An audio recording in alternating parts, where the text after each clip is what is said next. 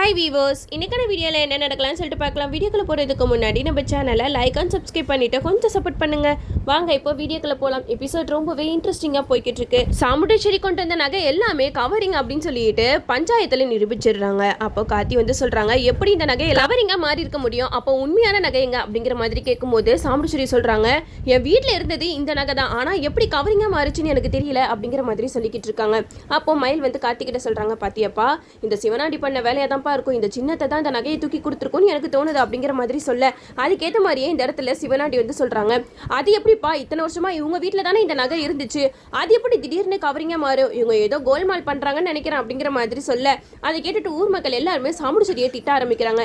என்னம்மா உன் மேல நாங்க எவ்வளவு நம்பிக்கை வச்சிருந்தோம், கடைசியில இப்படி பண்ணிட்டே, இப்போ ஒரிஜினல் நகை எங்க அப்படிங்கிற மாதிரி கேட்கும்போது சாமுண்டேஸ்வரி சொல்றாங்க, இங்க பாருங்க எனக்கு எதுவும் தெரியாது, இதுல ஏதோ ஒரு விஷயம் நடந்திருக்கு, என்னை எதுலயோ மாட்டி விடுறதுக்காக திட்டம் போட்ட சதி இது அப்படிங்கிற மாதிரி சொல்ல, இதை கேட்ட சிவனாண்டி சொல்றாங்க, அது எப்படி எது நடந்தாலும் நாங்க தான் செஞ்சோம் சொல்லிட்டு எல்லாரும் முன்னாடியும் நீங்க சொல்லிக்கிட்டு இருக்கீங்க, நாங்களே இப்பதான் ஜெயில இருந்து வந்தோம், எப்படி எங்களால நகையை எடுத்துக்க முடியும் அப்படிங்கிற மாதிரி எல்லாம் பேசிக்கிட்டு இருக்காங்க. அதுக்கு சாமுண்டேஸ்வரி சொல்றாங்க, யார் என்ன சொன்னாலும் எனக்கு கவலை இல்லை, ஏன்னா என் மேல தப்பு இல்லை அப்படிங்கிற மாதிரி சொல்ல, இங்க கார்த்தி வந்து சொல்றாங்க, இங்க பாருங்க அந்த நகையை நாங்க சீக்கிரமா கண்டுபிடிச்சு கொண்டு வரோம் அப்படிங்கிற மாதிரி சொல்லிக்கிட்டு இருக்காங்க. அதுக்கு ஊர் தலைவர்கள் எல்லாம் சொல்றாங்க, நீங்க நகையை கொண்டு வர வரைக்கும் எங்களால வெயிட் பண்ண முடியாது, நாங்க சொன்ன டைமுக்கு நாங்க அம்மனுக்கு நகையை சாத்திரணும் அப்படிங்கிற மாதிரி பேசிக்கிட்டு இருக்காங்க.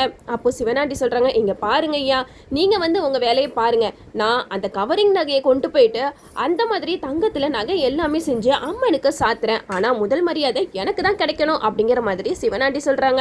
அப்போ மயில் சொல்றாங்க, பாத்தியாப்பா கார்த்தி, இவங்க பண்ற வேலையெல்லாம் பார்க்கும்போது உனக்கு என்ன தெரியுது, நம்ம அத்தைக்கு இந்த முதல் மரியாதை கிடைக்க கூடாது சொல்லிட்டு தான் திட்டம் போட்டு இந்த மாதிரி நகையை திருடி இருக்காங்க, இவங்க போயிட்டு நகையை செஞ்சு வந்து கொடுத்து இவங்களுக்கு அந்த மரியாதை கிடைக்கணும்னு சொல்லிட்டு எப்படியெல்லாம் பேசுறாங்க பத்தியா அப்படிங்கிற மாதிரி சொல்ல, இதை கேட்ட கார்த்தி சொல்றாங்க, இருங்க மயில் என்ன நடக்குது சொல்லிட்டு நம்மளும் வெயிட் பண்ணி பார்ப்போம் அப்படின்னு சொல்லிட்டு அவங்க பேசுறதெல்லாம் கேட்டுட்டு இருக்காங்க. அதுக்கு சிவனாண்டி சொல்றாங்க, இங்க பாருங்க வருஷம் இந்த சாமுண்டேஸ்வரிக்கு தான் எல்லா மரியாதையும் கிடைக்குது, இந்த வாட்டி நாங்க அம்மனுக்கு நகையை சாத்துறோம், அதனால எங்களுக்கு தான் எல்லா மரியாதையும் கிடைக்கணும் அப்படிங்கிற மாதிரி பேசிக்கிட்டு இருக்கும்போது சந்திரா காளியம்மா ரெண்டு பேருமே ரொம்ப சந்தோஷப்படுறாங்க. அப்பாடா எப்படியோ எல்லாரும் முன்னாடியும் நம்ம சாமுண்டேஸ்வரியை அசிங்கப்படுத்தியாச்சு, நாம எதிர்பார்த்த மாதிரியே இந்த முதல் மரியாதை சிவனாண்டிக்கு தான் கிடைக்கணும் அப்படின்னு சொல்லிட்டு பேசிக்கிட்டு இருக்காங்க. அப்பதான் கார்த்தி சொல்றாங்க, இங்க பாருங்க வருஷம் எங்கள் அத்தைக்கு தான் நீங்கள் எல்லா மரியாதையும் கொடுத்துக்கிட்டு இருக்கீங்க, நான் இப்போ இந்த நகையை கொண்டு வந்து கொடுத்தேன்னா நீங்கள் எங்கள் அத்தைக்கு முதல் மரியாதை கொடுப்பீங்களா அப்படிங்கிற மாதிரி கேட்கும்போது அதுக்கு பஞ்சாயத்து தலைவர் சொல்கிறாங்க, இங்கே பாருப்பா இந்த நகையை சாத்துறதுக்கு இன்னும் கொஞ்சம் நேரம் தான் இருக்குது, அதுக்குள்ளே நீ எப்படி காணாமல் போன நகையை கண்டுபிடிச்சி கொடுப்ப அப்படிங்கிற மாதிரி கேட்க,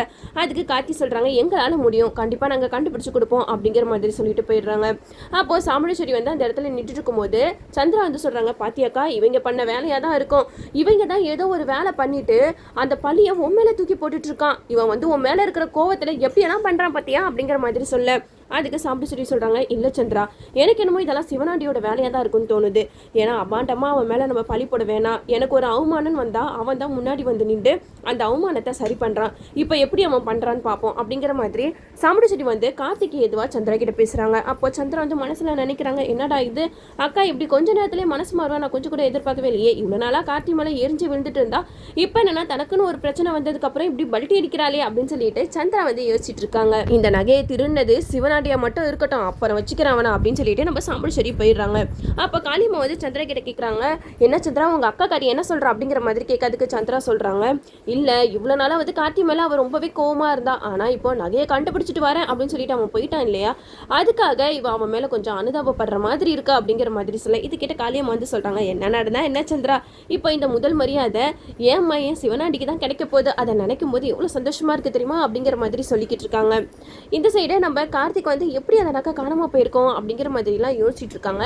அப்போ மயில் சொல்றாங்க, எப்பா இந்த வீட்டில் சிவனாண்டிக்கு உதவி பண்றது சின்னத்தை தவிர வேற யாருமே இல்லை, கண்டிப்பா அந்த சின்னத்தை தான் இந்த வேலையெல்லாம் பண்ணியிருக்கோம், அது மட்டும் இல்லாம இந்த கவரி நகையெல்லாம் செஞ்சாரு தெரியுமா, அவரை கையும் கல்லுமா நம்ம பிடிச்சிட்டா கண்டிப்பா இதுக்கு பின்னாடி யார் இருக்கான்ற உண்மையை நம்மளால கண்டுபிடிக்க முடியும் அப்படின்னு சொல்லிட்டு அந்த கவரி நகையெல்லாம் செஞ்சு கொடுத்தவரோட வீட்டுக்கு போறாங்க.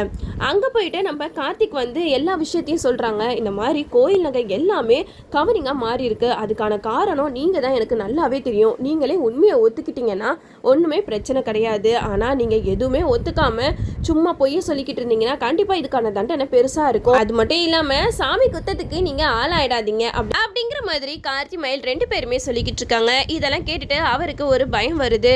என்ன ஆச்சாரி, நீங்கள் ரொம்ப பயப்படுற மாதிரி தெரியுது. நீங்கள் எதுவாக இருந்தாலும் எங்ககிட்ட சொல்லுங்கள், உங்கள் மேலே எந்த ஒரு பழியும் வராமல் நாங்கள் பார்த்துக்குறோம் அப்படிங்கிற மாதிரி சொல்லிட்டு இருக்காங்க. இதெல்லாம் கேட்டுட்டு அந்த ஆச்சாரியும் சரிங்க நான் உண்மையை ஒத்துக்கிறேன். என்னைய இந்த மாதிரி கவரி நகையை செய்ய சொன்னது வேற யாரும் இல்லை, சிவனாண்டி தான். உண்மையான நகையை கொண்டு வந்துட்டு அந்த நகை எல்லாத்தையுமே கவரிங்க மாற்ற சொன்னது அவர் தாங்க.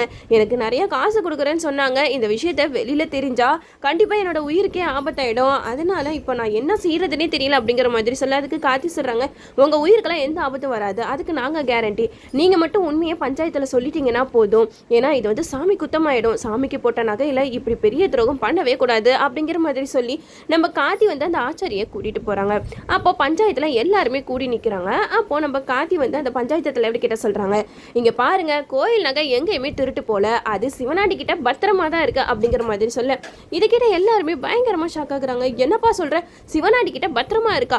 சிவனாண்டி தான் அந்த நகையெல்லாம் நானே பண்ணி போடுறேன் அப்படிங்கிற மாதிரி வாக்கு கொடுத்துருக்காரு அப்படிங்கிற மாதிரி சொல்ல அதுக்கு காத்தி சொல்றாங்க, நான் சொன்னா நீங்க நம்ப மாட்டீங்கன்னு தெரியும். ஆனா சிவனாண்டி பண்ண வேலையெல்லாம் உங்களுக்கு தெரிஞ்சிச்சுன்னா கண்டிப்பா அவரை நீங்க சும்மாவே விட மாட்டீங்க. சாமுண்டீஸ்வரி அத்தை வீட்டுல போயிட்டு அந்த நகையெல்லாம் திருடிட்டு அந்த நகையை ஒருத்தர்கிட்ட கொடுத்து கவரிங்க மாத்த சொன்னாரு சிவனாண்டி தான் அப்படிங்கிற மாதிரி காத்தி எல்லா உண்மையும் புட்டு வைக்கிறாங்க. அப்போ காளியம்மா சிவனாண்டி செம கோவப்படுறாங்க, நீ எதை வச்சுப்பா எங்க மேல பழிய தூக்கி போடுற, என்ன உங்க அத்தையை காப்பாத்துறதுக்காக நீ எங்க மேல பழிய தூக்கி போடுறியா அப்படிங்கிற மாதிரி கேட்க அதுக்கு கார்த்தி சொல்றாங்க, இங்க பாருங்க நான் இன்னும் பழி போடல, நீங்க செஞ்ச தப்பெல்லாம் நீங்களா ஒத்துக்கிட்டீங்கன்னா சரி, அப்படி இல்லைன்னா நான் நிரூபிச்சுட்டா அது உங்களுக்கு தான் அசிங்கம் அப்படிங்கிற மாதிரி நம்ம கார்த்தி பஞ்சாயத்துல பேசிக்கிட்டு இருக்காங்க. இதெல்லாம் கேட்டுட்டு காளியம்மா சிவனாடி கிட்ட சொல்றாங்க, மயனே இவன் எதுவும் உண்மையை கண்டுபிடிச்சிட்டானா, இவன் ஸ்ட்ராங்கா ஆதாரம் எதுவும் வச்சிருக்கான் போலயே, அதனாலதான் இவன் இவ்வளவு தைரியமா பேசிக்கிட்டு இருக்கான் அப்படிங்கிற மாதிரி சொல்ல இதை கேட்ட சிவனாண்டி சொல்றாங்க, அவன் என்ன ஆதாரம் வச்சிருந்தாலும் சரி சித்தி, ஆனா அதுக்காக நம்ம உண்மையை ஒத்துக்கவே கூடாது அப்படிங்கிற மாதிரி சிவனாண்டி காளியம்மா கிட்ட சொல்லிக்கிட்டு இருக்காங்க. காத்தி சொல்கிறாங்க, இங்கே பாருங்கள் எனக்கு ஸ்ட்ராங்காக எவிடன்ஸ் இருக்குது, அதை வச்சு தான் நான் பேசிக்கிட்டு இருக்கேன், அவங்களாம் உண்மையை ஒத்துக்க மாட்டாங்கன்னு தெரியுது, எனக்கு வேறு வழி இல்லை, நான் உண்மையை நிரூபித்து தான் ஆகணும் அப்படிங்கிற மாதிரி அங்கே ஆச்சாரியை வர சொல்கிறாங்க. அவர் பஞ்சாயத்தில் எல்லா உண்மையும் சொல்லிடுறாரு, என்னைய மன்னிச்சிருங்க ஐயா, அம்மனோட நகை மாதிரியே நான் தான் கவரிங்காக செஞ்சு கொடுத்தேன் அப்படிங்கிற மாதிரி உண்மையை போட்டு உடைச்சிடுறாங்க. இதெல்லாம் கேட்டுட்டு எல்லாருமே பயங்கர ஷாக் ஆகுறாங்க. அப்போ சிவனாண்டி அந்த ஆச்சாரியை பார்த்துட்டு சொல்கிறாங்க, என்னப்பா அவன் எவ்வளோ உனக்கு காசு கொடுத்து இப்படி பேச சொல்கிறான் அப்படிங்கிற மாதிரி கேட்க அதுக்கு அந்த ஆச்சாரி சொல்கிறாங்க, இல்ல நீங்க தானே என்னோட வீட்டுக்கு அம்மன் நகையை காட்டி இதே மாதிரியே கவரிங் நகையெல்லாம் செய்ய சொல்லி கொடுத்தீங்க அப்படிங்கிற மாதிரி சொல்றாங்க. இதெல்லாம் கேட்டுட்டு பஞ்சாயத்துல என்ன பண்றதுன்னே தெரியல, என்ன சிவனாண்டி நீங்க எதுக்காக இப்படி எல்லாம் பண்ணீங்க அப்படிங்கிற மாதிரி கேட்க அதுக்கு சிவனாண்டி சொல்றாங்க, இல்ல நாங்க இந்த மாதிரி எல்லாம் பண்ணவே இல்லை, காத்தி பொய் சொல்றான், எங்களை மாட்டி விடுறதுக்காக இந்த மாதிரி செட்டப் பண்ணி கூட்டிட்டு வந்திருக்கான் அப்படிங்கிற மாதிரி சொல்லிக்கிட்டு இருக்காங்க.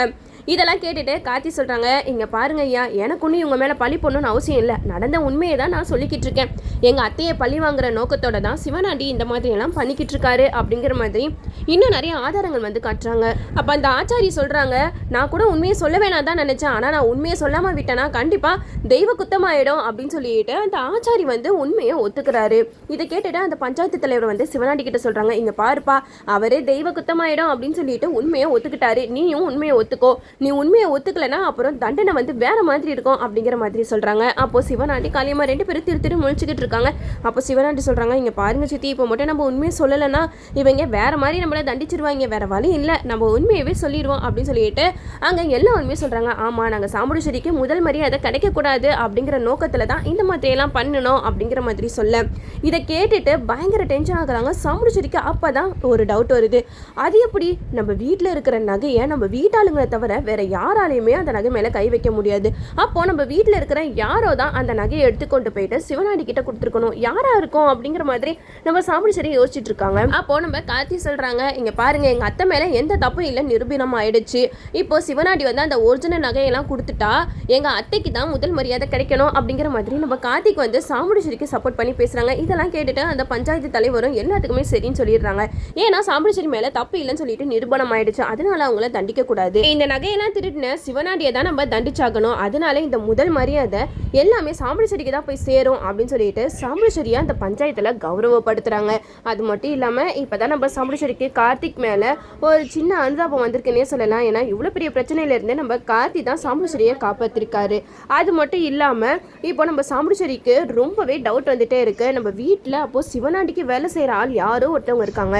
அது யாருன்றதை நம்ம சீக்கிரமாக கண்டுபிடிக்கணும். சீக்கிரமாக நம்ம சந்திரகலா தான் இதுக்கு பின்னாடி இருக்கிறாங்க அப்படின்ட்டு நம்ம சாமுண்டீஸ்வரி கண்டுபிடிச்சு அவங்கள இந்த வீட்டை விட்டு துரத்தணும். அப்போ தான் எபிசோட் வந்து வேற லெவலில் போகும். நம்மளும் வெயிட் பண்ணி பார்ப்போம்.